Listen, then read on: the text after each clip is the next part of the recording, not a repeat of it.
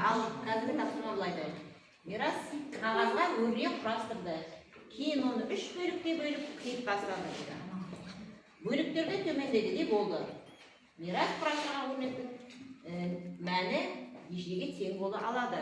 Бізге бірнеше нұсқалар берген. А 24, А 27, Б 38 және Д 70 деген жауаптар шығуы мүмкін. Ол мынандай есептер құрастырған. 3 пен 7-дің қосындысы, 2 мен 5-дің қосындысы және көбейту.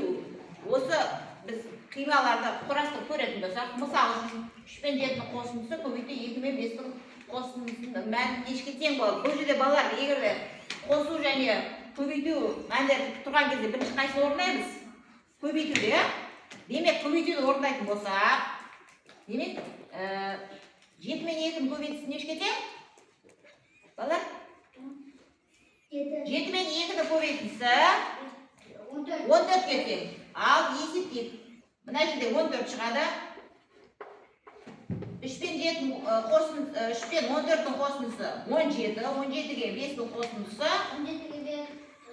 22, ja жауабы. Ал қараңызшы енді бұл жерде бізге берілген жауаптар 22 деген жауап бар ма екен? 24, 27, 38, 70 деген. Бұнда жауап жоқ екен? Демек, бұл дұрыс емес. Енді біз басқа нұсқасын көрейікші. 2 мен 5-дің қосындысын көбейтеміз, 3 пен 7-дің қосындысын ауыстырамыз. Мына өрнектердің орнын ауыстыра береміз. Демек, қайтадан бұл жерде бірінші көбейту амалын орындаймыз. 5 пен 3-дің қосындысы көбейтісі нешеге тең балалар? 15.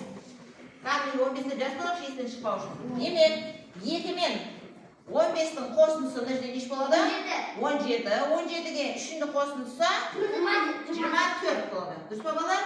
Қайта бір тексеріп жүрейік. 5 пен 3-дің көбейтісі 15.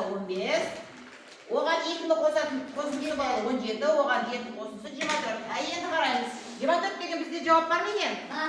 Бар екен. А нұсқасы 24. Демек, бізде тапсырмада былай берілген. Төмендегі тұрған қиынды өрнектерді құрастырған кезде өрнектің мәні нешеге тең болады дейді. Демек, өрнектің мәні нешеге тең болады екен балар? 24-ге тең болады екен.